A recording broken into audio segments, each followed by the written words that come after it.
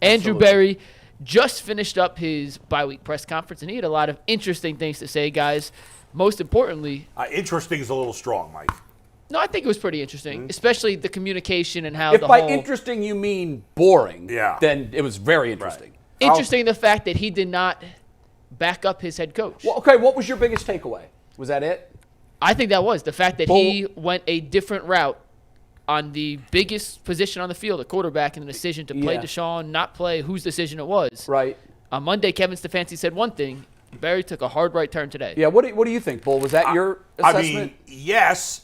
I think in the end, we're probably all reading more into this than it is, probably. I think that's fair to say. I think yesterday it was like, why did Stefanski say it that way? Right. He's so calculated.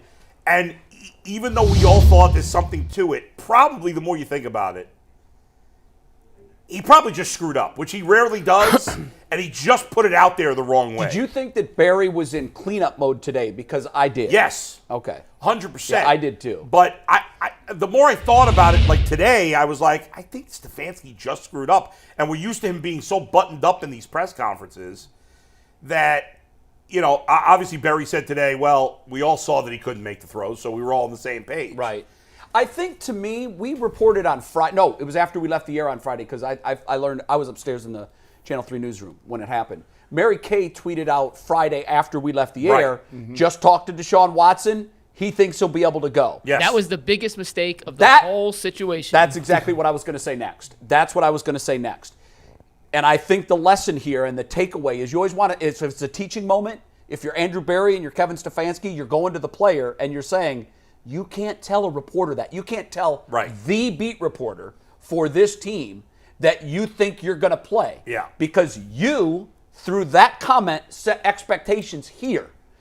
Even if you think you're going to play, don't say that. I want to play. I'm going to try to make it happen. I'm going to do my best to be out there. That way it's still very up in the air. But when he said, I think I should be able to play, the temperature on that was 30 degrees when we left the air Friday. He thought that an hour later, it was 80 degrees. On Saturday, on my show, The Barbershop, we had Mary Kay on. Yeah. And she was like, yeah, we fully expect him to play. Right. And that's why. Everybody did. And I think that was, and Mike said it, I think if you're looking for where this train came off the tracks, it was Friday afternoon when Deshaun Watson told the beat writer for the team, I should be able to go. Now, I don't think I'm not killing Deshaun for saying that. Well, I'm not going to kill him He thought either, he was going to play, but I think it's a teachable moment. It is, don't definitely. do that in the future. Right, don't because do that. When we went off the air an hour before that popped up, or maybe a half hour even, we were all assuming he wasn't going to play. That's what I said. The temperature in the room was it's not going to happen. He thought that shot was going, and that might have been it. You get that shot. We've all had those shots, and we know that sometimes they hit the spot, and you feel like you're brand new. And other times, for whatever reason, if they don't work. So I've had the shot. Actually, the year we went to the national championship and won it all, me and Zeke got the shot every game. But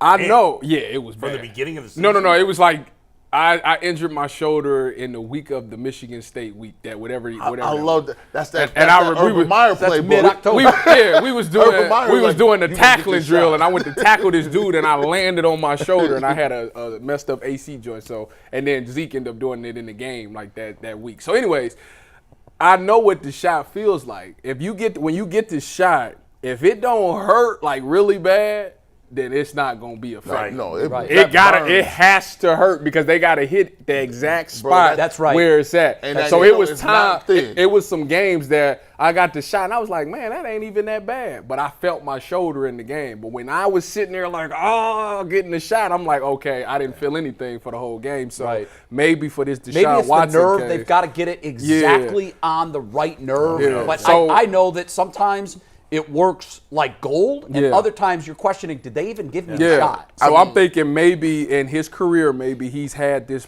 injury before, and he's probably gotten a shot, and they hit the spot, and he was like, oh, yeah, I'm good to go. Right. And we need to fire the shot guy in the locker room? No, because it's a crapshoot. Now, technically, Tyvis telling you dry snitching. How am I dry snitching? You only supposed to have 2 shots in the calendar year, Tyvis. You can't do that. No, I got it every game. You can't. But here, I will say this right here. This I got that right there, it was worth it because of that right there.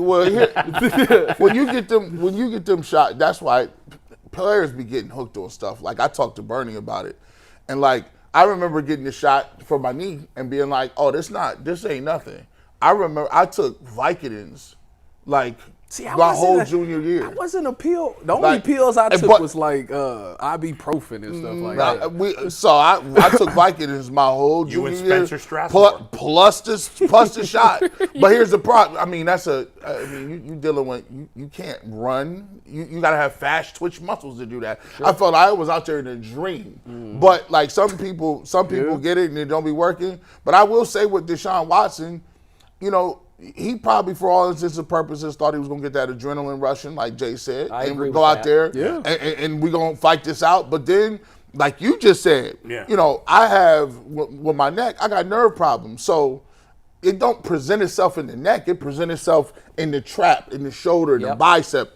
And if you can't get that bicep to fire, you ain't throwing no football. I don't care what's happening. Yeah, I honestly think after having a little bit more time to think about it and then hearing Andrew Berry talk today, I do think Andrew's entire mission was, I've got to clean this up. And so there was a cleanup on aisle 4, and he came down and he did his best to do it. I think as we look back at the entire situation, most of what I think went wrong was in the messaging. 100%. Starting with Deshaun, and then with Kevin. He screwed up. Yeah, I think you're right. Yeah. I don't think that he had any malice where he was going to say, I'm going to go roll on 4 because he left me out to dry. And we were talking about that yesterday, but the more you thought about it, but what's surprising to me is Kevin is so smart. Right. And everything he says is so intentional and so previously thought out that when he was making those comments, I had to think that, wow, he sat around and thought about this and still decided to go that route. And after thinking about it, I just think that pressure is a problem. He's feeling it. When you get when you lose, like, you know, and a shout out to what's her name? I use this again. You know, Jake Burns said, "Listen, bro, when you lose your crutch, you ain't got nothing to fall back on." Nick Chubb was the ultimate. Don't worry about it. At least we can run the football and revert to that if Deshaun looks horrible. Right. Now, he's looking at it like, we got nothing. We got 4. And if he don't do nothing, 4 out there, it reminded you that this Browns offense, if they want to play and win games, he better be there. Because DTR, I watched all 22. Yeah, he's not ready. Worse than you thought. I didn't see all of it. I saw some of it, and I thought the same thing. There were guys open that he missed. Yes, there were. And that's what was concerning to me. You wonder, guys, if that was the first sign of Stefanski feeling the pressure of the hot seat. You know what, I think you're right. You know, I think you're right because we haven't seen that before. Nope. He's always been cool and calm, even though he knows that temperature is getting hotter. He's always been cool under that pressure until this instance. But I do feel a lot better about it after Andrew Berry did his intentional cleanup. And Berry also said, I think this is important, that they are expecting Watson to play against the Niners. But I noticed at the end of it, someone said it may have been Mary Kay. Someone asked a question that was loaded and said, you know, he's in Houston rehabbing, and Andrew said, I'm not going to confirm his location. I can tell you that he is resting and he's rehabbing and he's getting ready. I wonder why he would be in Houston doing that. She must have found out that's where he is. Don't he have a house? Ain't his house down there? No, I get that, but because the bye week, everybody leaves. You off the whole week, so everybody does. We out. No unless you on IR or something like that. Squad, guys, you're gone. Everybody gone the whole week. Gone. Even if you live here, obviously. Yeah, you still around. Lives here. He's not going. Or maybe nobody's around the facility bye week. I'm gonna tell you like this. Yeah. When I played. Game was over at 4. My flight was Monday morning back to Cleveland when I was in Seattle. Gone. For 10 days. For the whole, and I come back Saturday. Now, let me ask you about this. Is it protocol when a player is injured like that to, instead of staying with the team and letting the team trainers and have that be team supervised, is it acceptable? Is it the norm? Is it protocol? Is it unusual for a player to go to Houston to be around his staff for that? No, because people got their own guys, and they got their. So it's a comfort level. Yeah, it's like, all right, we trust Deshaun. We know you got your guy, your people that you work with that work on your body and stuff. And I'm sure they're communicating with the Browns. Just make sure that they talk to us about it. Make sure you come back. If everybody else is coming back Saturday, we need you back Thursday or Friday, Right. so we can look at you ourselves and make sure everything is good to go for the San Francisco. But doesn't it week. seem like all signs are he's a go against the Niners? Yeah, I would. I don't think Andrew Berry, you talk about the message, I don't think Andrew Berry would have said, we expect him to play, if they didn't expect him to play. Well, because that's just happened. Right. Well, but he didn't. But he and Stefanski No, I know what you're didn't say saying. that. I know the what you're fact, saying. Like Deshaun said, hey, I expect to play, Yeah. and then he didn't play.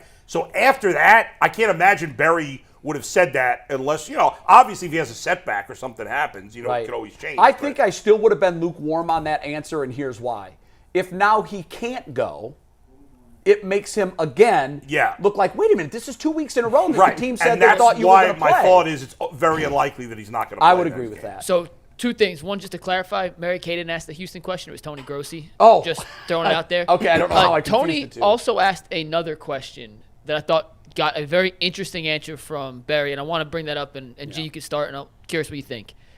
He asked Barry, he goes, well, hey, Andrew, even if Deshaun had played, you knew he had the shoulder injury. You guys saw he wasn't able to throw all week. Don't you think the game plan would have been built a little bit more around a running-centric offense? And then, obviously, when he couldn't play, you have a backup in. Right. And you guys all heard Barry's answer. What was your take on how he answered that question? Because I thought Tony very eloquently put it in a way. It's a really good question. What was his answer? I actually don't like His the answer, question. I tell you, his answer was like, yeah, we came into the game. He said, obviously, we wanted to run the ball, but when you go down by so many points, you have no choice but to throw the ball, and we went down early in that game, so we started throwing the ball. But I said, I swear y'all was throwing the ball in like the first. Yeah, but in the first half, it was close. Yeah. The second half, they couldn't run. Well, even when it was, I know that you guys are going to look at me like I'm Yeah. crazy, but I am an optimist. I'm trying to say, even when it was 21-3 early in the third, I still felt, look, That's a whole game. settle down, get a touchdown, get your offense in a rhythm. 21-10, we've seen teams cut that with 7 minutes to go in the game. So I just wanted a touchdown, get a rhythm get it. going, and then put it back in the hands of We're your all in defense. agreement that they should have run the ball more. Right. I think maybe you guys think it's more extreme than I do, because I think there became a point in the game where you had to just And the fact of throw the it. matter is it wasn't working. Yeah, well, neither was the run game early. But I'm talking about the run game. run game wasn't working. As much as I was Didn't they saying, only have go like- back to the run. But the only thing it I'd wasn't say working about either. They had the 10 question, yards running in the the only first thing half? I'd say about the question is that's not a question for the GM. No, it is more of a I head don't coach think that's a question for the but, GM. But he didn't have the head coach in front of him. But and he I did. think he was trying to Did he glean- ask Stefanski that question on Monday? I wouldn't know. I didn't hear the whole thing. I think it's a fair question for analytics front office, because They're involved in that because the decision. analytics, they tell you how many carries so and so gonna get. They're gonna say how much run pass split we got. Listen. None of us know for sure who's making ultimate. I don't think Kevin Stefanski is being told by Andrew Berry how many runs and passes. No, he's gonna because do. you they're better in not. lockstep. They all agree on it. It's not like Well, he's we telling don't know one. that. Well, Oh, Jason says they are. Listen, Nathan Zagura just I said don't he think confirmed I don't it. believe that Andrew Berry's involved in game planning. I don't believe that. What? On the macro bowl, I Yeah. think he is. I don't think in the micro. Like- No, like, no, In the macro, in terms of putting together the team. Yes. No. Sure. And that's what but- Jason means when he says they're all in lockstep. I agree. Like, you don't have a GM that wants to run the ball 80% of the time and a head coach that wants to Yes, throw it they 80% are. of the time. They are, and that's what you want. That's what the Browns have never had before. Right. In recent history, they haven't had and that. so that's fine. But like, I don't buy that there's. And again, I could be wrong. I Well, don't know. The reason there might be something to it is because later in the news or towards the end, when they talked about how the run game is built, Andrew was very specific, talking about we used to be a one-dimensional zone blocking run offense, where now we have a variable offensive run game. We can go between the tackles. We can do this. We can do that. I'm glad. And he said when one of them isn't working, or you're playing an opponent like Tennessee, he mentioned Tennessee, that's really good against the run, now instead of just having one card to throw on the table, you can go to a second or third gear with your run game. I am telling you, when them game plans is handed out, best believe D. Podesta gets one. Best believe Barry gets one. Them game plans is top to bottom. That's why when people say you need to have it synced from top to bottom so you don't have no leaks. Because if you got one person who don't believe in the analytics and he just want to get out there as a coach and run the ball 36 times, then it's going to be a discrepancy. Gee, do you think that, because that's making it sound like after the fact they're being brought into the process. No. I think that it's even before that. I think that they're meeting through the week, and the analytics department is supposed to do this. This is the opponent that you're playing this week. This is ridiculous. Is soft here. Yeah. I don't believe that. This is too much. Well, what's too much? I don't know what you're talking They about. don't whole know, just like process. we don't know. No, I'm just saying, we're like, all guessing here. We don't know. Listen, everybody, you got a GM who manages the team. He gets the Yeah. players that fit what the coach's play style is. As far as the play caller goes, like that's the why coach. that's Well, wait a why minute. you But pay this man. here's what we do know. Through two regimes, Paul DePodesta is still standing.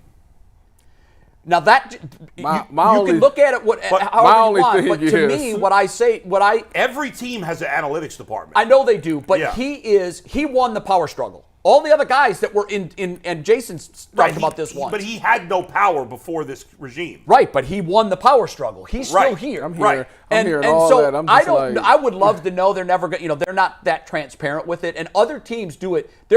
Teams do it in various ways, but you're not paying your analytics guy what you're paying him, and you're not invested into that philosophy unless he has a voice in the say before the game plan is laid out. It's integration. Like you integrate. They're not operating. Every team's doing that. Yes, you're right. Right. But to what degree? Every team's analytics department is bringing this information to the coach, right? Yes. And depending on the team, it's used more or less probably. Yeah, I think that's right. But this idea that Kevin Stefanski has to throw the ball a certain amount of times, No. Are you saying that? No. I didn't say he has to throw the ball a couple times. I went back. Here's the thing. Yeah. I went back and I was the only one. At the time, I was saying Nick Chubb why is he getting 16 carries? Why has he got 18 carries? I had Nathan Segura on my radio show. I said, listen, I know you guys do analytics. My question to you is, if you had the best running back in the game, no one can stop him. He has 120 yards, and then in the second half he disappears. What are we doing? If you have Jacoby Brissett, a backup quarterback, why are you throwing the ball 40 times? And he said to me, well, with the Cleveland Browns, they believe that Nick Chubb is less effective after 18 carries. I remember you brought that to us. So when I go back and chart the carries, and on average, you can look at it. If he has more than 18, say 24, 26, I don't even think I've seen 26, but 24, you look at the game subsequent to that, and he has 11 carries. He has 12 carries. You're like, why is he on the bench when you could have used him? My thing is, the analytics have already told you exactly what to do. It's not a far-fetch to say that Kevin. It's not far. Hold on, let me finish. It's not far-fetched to say that Andrew Berry is not talking to Kevin Stefanski about what he sees and what they want to do in the game plan. No, I think all teams are doing that. The bottom line is, I think they are. You're overblowing this. Nick Chubb has as many fourth quarter carries as any player in the league until this year, obviously, when he got hurt. The only interesting thing, the most interesting thing that happened in this press conference was the Jonathan Taylor situation where he said, I can't talk about it for tampering reasons, right? But we like our running back room. Yeah, I mean, he made it seem like usually they dismiss it. Yeah. Usually it's like I don't believe anything a GM says on that front. When they're asked about trades or draft picks, the way you can tell they're lying is if their lips are moving. They never come out, and I don't blame them. I want it that way. The GM that comes out and says, "Yeah, we're going to try to make a trade for Jonathan Taylor here in the next 2 weeks," stupid. He's put himself in a major disadvantage.